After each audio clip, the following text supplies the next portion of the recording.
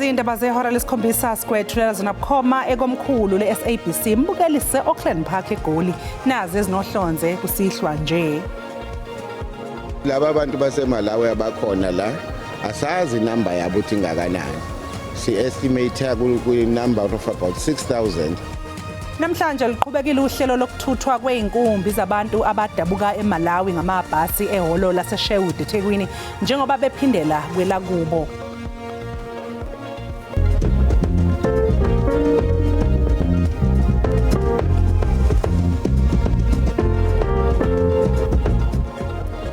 Sekuwe umuthi omkhulu emculweni wejazz uAbdullah Ibrahim nodlule emhlabeni kwelaseGermany eseneminyaka engu-90 What this deal fundamentally does is it reopens the Straits of Hormuz. You see oil prices have already come down substantially just in the last 24 hours. Inhlangano yezizwe kanye nabaholi bamazwe ahlukene sebesemukele isivumelwano sokubeka phansi izikhali esimenyezelwe iMelika neIran empini esiqhubeke kusukela ngoNhlolanja yaba nomthelela emhlabeni jikelele. Asikubingelele mbukeliso kwamukele indabeni zehora lesikhombisa kusihlwa ozithulelwa uNoxolo uMamtshali wakwaMwali uza kwethu ostolikela ngolwimi lwempawu Fortune Madlala ke sibheke ukuthi iziphi esikuphathele zona kusihlwa.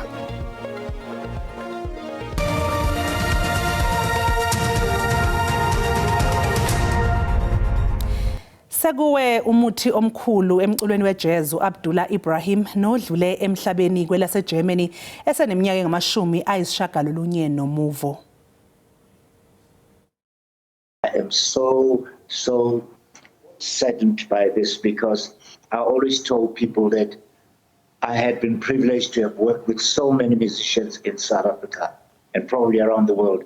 Abdullah Ibrahim was that one musician that I've never really been able to work with, and I was hopeful that one day I'll be able to have a chance to work with Abdullah.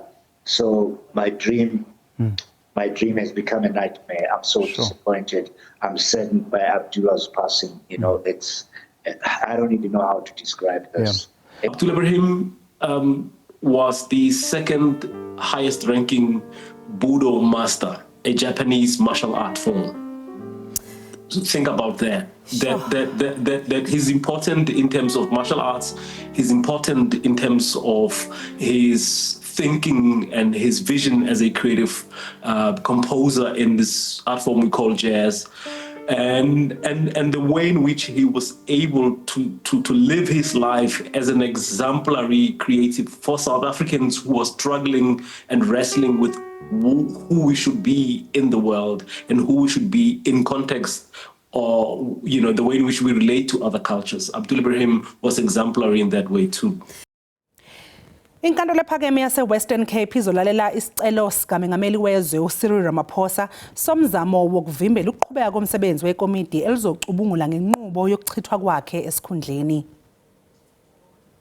Udaba luzohlalelwa izinsuku ezimbili enkantolo ephakeme yase-Western Cape mhla ziyi-15 nomhla ziyi-16 ngenyanga ezayo. NgoNhlaba nonyaka uMengameli uRamaphosa ufake isincomo sokuthi kubukezwe isinqumo sethimba eliyimele ngombiko weplazi lakhe iPhalaphala owahlonza ukuthi kungenzeka ukuthi kunokuthile okufanele aphendule ngakho odabeni lokwebiwa kwezishaqaneza amadola aseMelika atholakala eplazini lakhe eLimpopo. uMengameli uRamaphosa ufuna kuqale kulalelwe isicelo sakhe ngaphambi kokuthi ikomiti liqhubeke. Namhlanje liqhubekile uhlelo lokuthuthwa kweinkumbi zabantu abadabuka eMalawi ngamabhasi ehholo laseSherwood eThekwini njengoba bephindela kwelakubo. Ihholo laseSherwood eThekwini seliphenduke indawo yesikhashana yokukhosela ababaleki baseMalawi abayizinkulungwane eziyisi-7. Bashiya izindawo akade behlala kuzona kuleli ngoba befuna ukubuyiselwa ezweni labo. Amaphoyisa athwele kanzima ezama ukudambisa isimo ngemuva kothuthuva oluqubuke ngesikhathi kufika omunye wabaholi bamamashi alwisana nabantu bokufika abakuleli ngokungemthetho uNgizwe Mchunu kule ndawo. Size la siyacela ugovernment owaseMalawi sizwile ukuthi ufikile la kodwa akafikanga la. Into singicela ukuthi uhulumeni wethu makazame ukusheshisa izingane ziyahlupheka lana nomama bamithi nabanye futhi bateta khona lana nendawo ngathi ayikho clean. Izikhulu zikahulumeni waseMalawi zithi zingaphansi kwencindezi njengoba zisaqhubeka nokutheleka ehholo laseSherwood izakhamuzi zabo ezisele Dengwane ezifuna ukubuyiselwa emakhaya eMalawi. Our goal from High Commission it is to make sure that everyone who are here has to be repatriated to go home. So there is no one who will be remains. Umnyango wezasekhaya KwaZulu-Natal uqinisekisile ukuthi izakhamuzi zaseMalawi ezingaphezulu kwenkulungwane ezikuleli ngokungemthetho. Laba bantu baseMalawi abakhona la asazi inamba yabo ukuthi ingakanani. Si estimate ku number of about 6,000 abakhona kule center yala. Laba bantu kulukhuni ukuthi sazi ukuthi ngempela yilo 6,000. Izikhulu zithi kulindeleke amabhasi ayi10 ukuthi afike kusasa ukuzothutha abantu. NginguNonhlakanipho Magwaza ezindabeni zeSABC eThekwini. Uhulumeni waseNingizimu Afrika usuphumelele ukubuyisa ekhaya isidumbu sikaSihle Makhaye oneminyaka engama-44 ubudala waseGraskop KwaZulu-Natal. uMakhaye ushonele eRussia ngemva kokuqashwa yithunywa zakwamanye amazwe ezamthembisa umsebenzi ngoZibandlela ngonyaka odlule. Sekuphela izinyanga ezintathu umndeni wakaMakhaye usemanzini kodwa manje usuzokwazi ukuthola emoyeni. Indodana yabo uSihle aliflathela leli ngoZibandlela nyakenye ngemva kokuthola ithuba lomsebenzi wokuba unogada eRussia. Washiya umsebenzi eGauteng ngoba ethenjiswe iholo elingcono. Kodwa akakubanga njalo njengoba ashona ngemva kwezinyanga ezintathu efikile eRussia. Umndeni wawusola ukuthi uMakhaye kungenzeka ukuthi ushone ngenxa ungayitholi usizo lwemithi njengoba ayinesifo sikashukela. Umndeni wakhe uzwakalisa ukubonga okukhulu kuhulumeni ngemva kokungenelela kamongameli kanye nongqongqoshe wezobudlelwane bamazwe ngamazwe nokubambisana uMnumzane Ronald Lamola. Usishile kulomhlaba sadideka umndeni wakaMakhaye March 28 until now sisadidekile. Ngiyabonga kakhulu naku South Africa abakwazile ukuthi banikelele ukuthi kukhona ukuthi baba abantwana bamabuye phesheya. Ngiyabonga inkosi inibusise. Ungqongqoshe wezokuhlaliswa kwabantu KwaZulu-Natal uMnumzane uSiboniso Duma uthi ukuyengwa kwabantu bakuleli ngabantu bakwamanye amazwe kuyakhathaza kakhulu.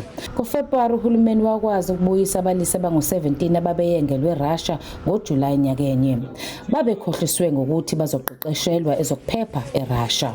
Loke bathi hayi at least kukhona noma ke inceba livulekile sebezokwazi ukuthi bathole lokho kuthiwa iclosure ukuthi ke uNkulunkulu usebenzele umusa ukuthi bolithinta ithamba abanye abazali ingane ziyadlula emhlabeni bangakwazi nokuzibona ukuthi nje at least ithambo labo laphele lapha.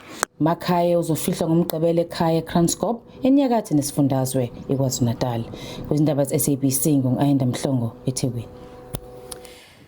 Inhlangano yezizwe kanye nabaholi bamazwe ahlukene sebemukele isivumelwano sokubeka phansi izikhali esipenyezelwe iMelika neIran empini esiqhubeke kusukela ngoNhlolanja yaba nomthelela emhlabeni jikelele.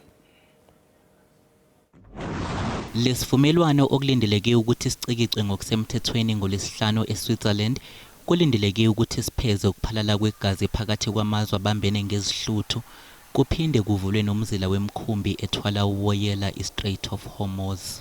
What this deal fundamentally does is it reopens the Straits of Hormuz. You see oil prices have already come down substantially just in the last 24 hours, but it also simultaneously provides a two-path option for the Iranians. On the one hand, if they continue to try to rebuild their nuclear program, this deal ensures they will never have the resources in order to do that.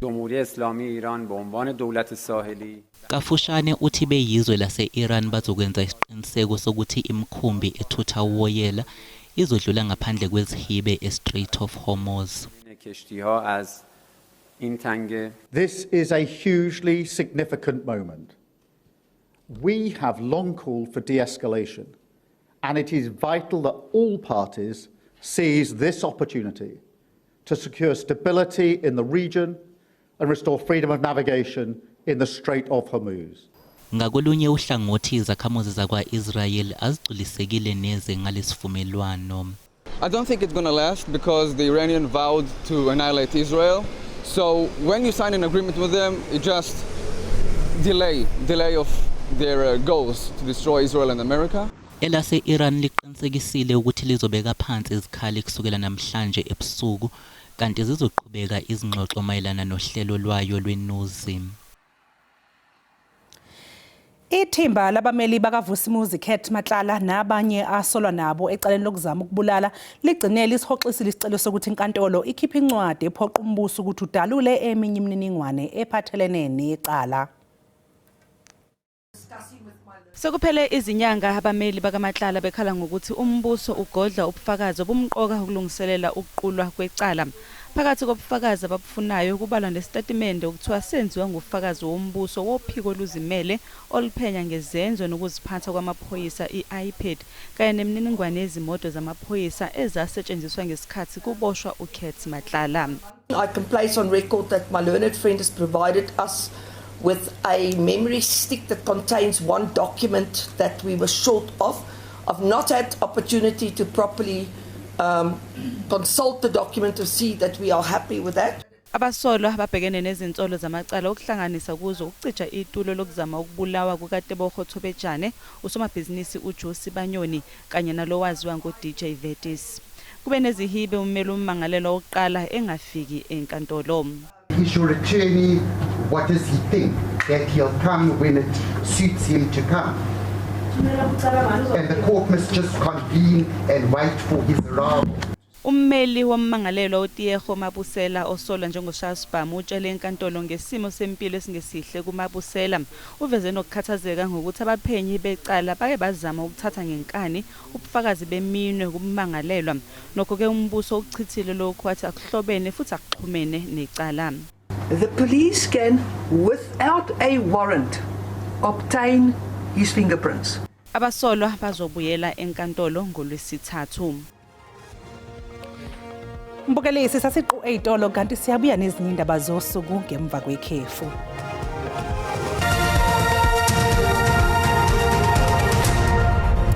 Siphinde sikubingelele mbukeli sikwamukele mangabe usanda kungena sikukhumbuzeke ukuthi lezi indaba ziyatholakala ku YouTube na ku SABC Plus. Ungena nje kuze uyicinge ngamagama athi SABC izindaba na kanjani uzoyithola ngomnjalo bazo.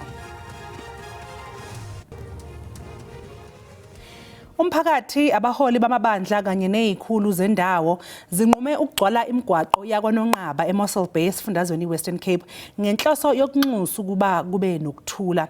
Le mashi iza emva kokuba kube nodlame mayelana nokuba khona kwabantu bakwamanye amazwe ngokungemthetho khona eMossel Bay.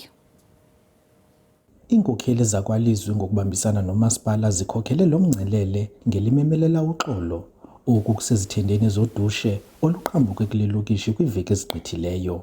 Abo bebeyinxalenye bavumelane ngazwilinye ukuba izigalo ayisosisombululo. Bekwamemelela kurhulumente nabaqeshi ukuba badlale indima ekuthomalaliseni imisindo. Violence is not the answer. The foreigner is not our enemy. Our enemy is poverty, and the poverty that must be dealt with here in Mossel Bay. Everybody must give themselves and time to make sure that the poverty is dealt with, but also most importantly, for those who employ people, to employ people not because they want cheap labor, but to employ them for their skills, to make sure that the police do their work, to make sure that the Home Affairs does its work. Understand that other people has got the same needs as our people in our country, and for that reason they come here to experience that, and they come here for that opportunities. So we must please understand it, keep it in mind whenever you hurt somebody. That is the effect, the bigger effect of that, and that we please trust our agencies to do their work. Without any support of the residents of Mossel Bay, we wouldn't have been here now. We say thank you because it was a success and the Lord was good. Everything went well. We bless God for that, and we are still saying peace, be still. Ithemba lelokuba lo mngcelele uza kuhlwayela imbewu yoxolo kuvunywe iziqhamo zomanyano kule dolophu. Kwindaba ze-SABC ndingusiphiwe wobasi kwaNonqaba eMossel Bay.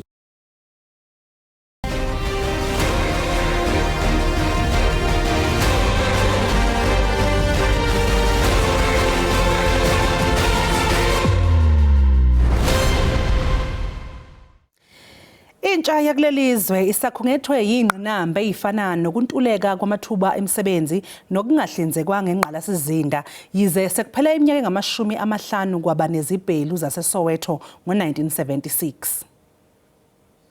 Njengoba kusondela ukhetho lohulumeni bendawo, amaqembu ezombusazwe aqinisa imizamo yawo yokuzuza ivoti lentsha. I don't think I'm going to vote because I don't know anything about to vote, so I don't need to participate in voting because I don't know, I don't know where to start. Abahlaziyi beindaba zezombusazwe baqagula ukuthi igebe lolwazi lingaba nomthelelo omkhulu ukuthi abantu babambe iqhaza.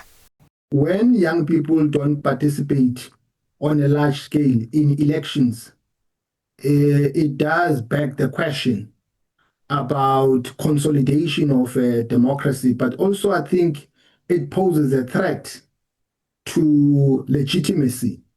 The youth needs to be totally involved in everyday decision making, in everyday representation. Because if we're just involved on Youth Day, like other people are just involved on different other holidays, there is something fundamentally flawed with our constitution, with the way our government implements things.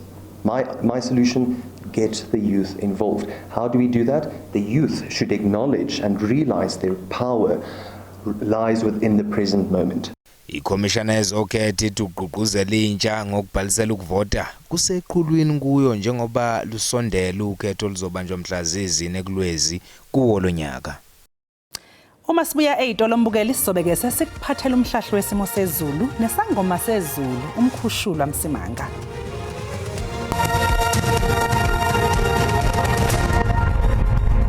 Kwantokozo mbukeli ukuthi siphinde sihlangane njengoba sisho sithi mancane nje amathuba emvula esingawalindele ezingaba umkhemezelo kakhulukazi ke ogwini lapho kwaZulu Natal ngale kwaloko lingabalela mongene enkabeni kanjalo nasengxenyeni esenyakatho abakhona amathuba amancane emvula kakhulukazi ke enkabeni esentshonalanga lapha ko DR kanti ke mahlabela phambili siyobheka ke osukwini lakusasa la amathuba asekhona ngapha ngasentshonalanga kwehla njalo uyongena lapha ikakhulukazi kapha koGqeberha sisho sithi ayaqhubeka futhi la amathuba amancane emvula empumalanga kwaZulu Natal ezingaba umkhemezelo okanye umkhizo uyongena enqemntaba ezilapha ngasenyakatho kanti ke masamba siyobheka ngokwefundazwe zakithi ngivumele ngisho ngithi ke mawungena eGauteng kuthanda nje ukubanda nje kuseni emini akufani kodwa lingathanda nje ukuthi libe phakathi kanti ke noma uyongena engxenyeni ke senyakatho ukubanda nje kwasekuseni kodwa ke sisho sithi phansi amaphaphu lingafuthumala mesina ngo27 ngale kwaloko lithanda nje kuba phakathi sambe siyongena kakhulukazi esifundazweni sasempumalanga ibe njalo indaba kusabanda nje kancane kuseni ngale kwaloko libe phakathi lithi ukufuthumala mawungena ke lapha koSikukuza ngisho ngithi noma ungena kwaZulu Natal injalo indaba mawungena ke eduze kontaba zokahlamba ke banda ngempela osukwini cha nokho kubanda lapha eCostati kanjalo naka Underberg kwezinye indawo lingaphakathi uyongena lapha eStern Cape sisho sithi ke kuyabanda kuzo zonke indawo ikakhulukazi ekseni njengoba sisho sithi nasemini liyakubuza ukuthi majazi mangaki kuyabanda kulesa sifundazwe sambe siyongena ikakhulukazi entshonalanga koloni sisho sithi kuyabanda ekseni nasemini kuthande nje ukubanda ngokuphakathi kodwa ke sihambe siyongena ikakhulukazi enyakatho koloni sisho sithi khona kusabanda nje ekseni lapha koSpringbok ngale kwaloko libe phakathi lithi ukufuthumala mongena koAppington koKimberley libe phakathi siyongena kwelase Freestata la sisho khona ukuthi ke kusabanda lapha eQoqo Phutha Dishabe ekhathini zasekuseni kuso sonke isifundazwe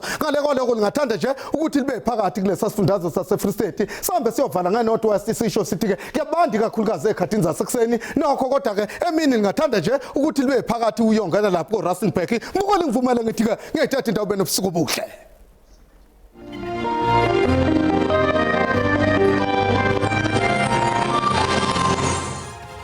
Mbukeli usale kahle.